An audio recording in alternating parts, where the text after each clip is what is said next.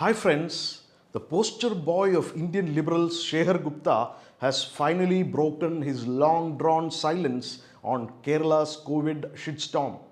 Now, first things first, we have to appreciate him for admitting that the Kerala government did a big mistake on minority appeasement. 4,000 new cases had come up only in the Malappuram district, which is a large Muslim majority district. And the implication was straightforward that this happened because Kerala government was irresponsible in lifting the COVID restrictions almost fully for Eid. And that is something for which Kerala government was criticized by Supreme Court as well. So obviously that has contributed to this rising cases, and that definitely was an irresponsible act by Kerala government. Now, if I had said the above words, I would have been called a Hindu fundamentalist who is trying to create religious animosity in our society. But when Shekhar Gupta does it, it's called quality journalism, and the secular fabric of our country remains miraculously intact. Now, I was also surprised that our Shekhar man did start out his bit by asking the right questions. Kerala has exaggerated its success. Kerala's success was always fake. It was built on propaganda. It is nonsensical. Otherwise, why are these cases going up in Kerala when they are not going up anywhere else in the country? Only maybe some states of the northeast and Kerala. So what happened to the famed Kerala model? But then from there on, he quickly moves on to dish out such crazy arguments that I felt like his video, instead of being called Cut the Clutter, should have been called Cut the Crap. In order to give the illusion that Kerala has flattened the curve, he draws the data of India and Kerala in the same graph and then follows it up with some crazy jazzy graphics to take the viewers along. In the months of April and May, Kerala is going a bit like this. Today, national peak is somewhere here and Kerala is a half of that. So Kerala has kept the same plateau, has kept much closer to the same plateau. So in a way, the other way of looking at this data, particularly if you apply the test of seropositivity, it looks like Kerala has been able to flatten the curve. But anyone who has ever done high school mathematics should know, if we plot a line whose data is in the thousands against a y-axis whose scale is in the millions, the line will appear unbelievably flat. Great job, Shekhar Gupta. You have really flattened the IQ of your fanboys through that crappy effort of yours. Now, even for such substandard journalism, Shekhar Gupta usually keeps asking money from his viewers. But to you, I am going to show you Kerala's actual graphs right here, right now for free. Because for Google, anybody can get it for free. Now, I don't know which part of this graph appears as flat to you, Mr. Shekhar Gupta. And again, if we go to the graph of the death tolls, the shape pretty much remains the same. In fact, rather than being flat, over the last couple of months, these two graphs have started to take some really alarming shapes. And that pretty much is the moral of the Kerala COVID story. As Abraham Lincoln famously remarked once, that it's easy to fool some of the people all of the time and all of the people some of the time, but you cannot fool all of the people all of the time. Now, if anyone has ever tried to keep a football completely immersed in water, you will know that sooner or later it's going to shoot up, and that's what's happening in the case of Kerala's COVID situation. After 1.5 years of fooling people through one cooked up story after another, finally things are really getting out of control and skeletons are starting to fall out of the closet.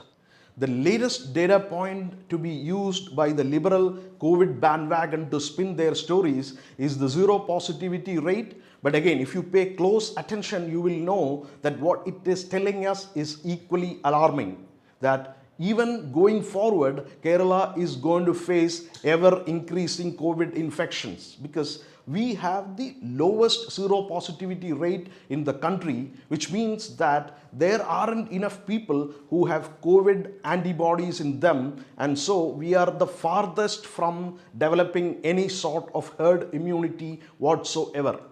Now, when Shekhar Gupta tries to explain that Kerala's current numbers are high only because Kerala did not have a high peak like the rest of India, again he is lying through his teeth. Forget the crusts and the troughs and the peaks and the valleys and the plateaus. The cold, hard fact remains that Kerala has the highest COVID infection rate per unit population in India, period. We have about 10,000 cases per 1 lakh population, whereas our second worst state, Maharashtra, has only half of it.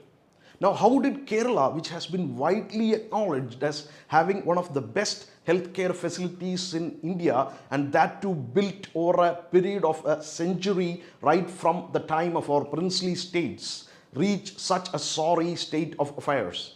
That is the question that Shekhar Gupta should have answered. Instead, he proceeds with his petty defense using Kerala's low death rate, which has been debunked by the mainstream media itself. Even if we go by the official figures, Kerala's daily death toll crossed 100 for the first time on May 19th, 2021 and has been rising ever since. And today we are at a 7-day moving average of 115 deaths per day. What this means is that every week more than 800 people are dying in Kerala due to COVID for the last couple of months. Even these figures are grossly underreported.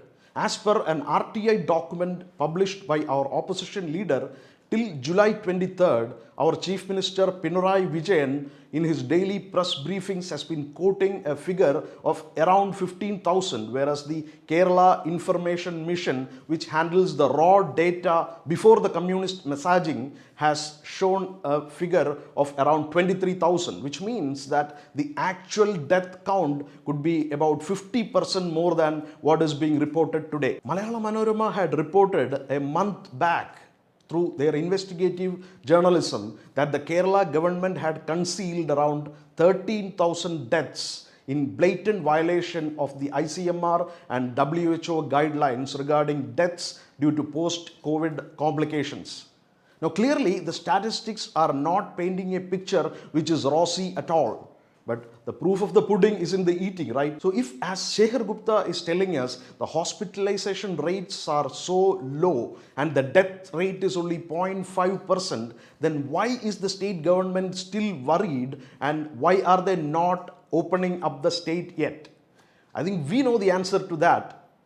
The state government very clearly knows that what they have told us till now are only lies, damn lies and statistics, and they themselves have no handle on the actual pandemic situation on the ground. And that is the real reason for the uneasiness and the high-handedness that we have seen from them of late. Now, what about the people of Kerala? Do they feel like the communists have done a great job in managing COVID? Not at all. In fact, the sentiments of the average Keralite is so low that 17 people have committed suicide in the last 6 weeks alone due to the totally arbitrary lockdown measures and its impact on their livelihood. And this number keeps rising fast every day, and you can see some of the names and other details here in this infographic. Now, will Shekhar Gupta, using his graphs, graphics and statistics, be able to explain his convoluted logic to the near and dear ones of these departed souls that the communists are doing a great job in COVID management in Kerala? I don't think so. And when we look at the overseas migrant workers, who are the bread and butter of the Kerala economy, because of the rising cases in Kerala, these countries have imposed a very strict travel ban, which is affecting not just people from Kerala, but from the whole of India. The tourism sector, which is another big revenue earner for the state, is also facing an equally bleak outlook because of the government's failure in handling COVID.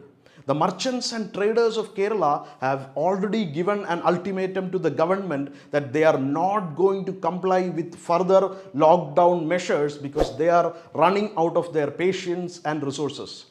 So for the people of Kerala who are bearing the brunt of this COVID mismanagement, the Shekhar Gupta storyline is more like the hilarious case of Operation Successful, Patient Dead.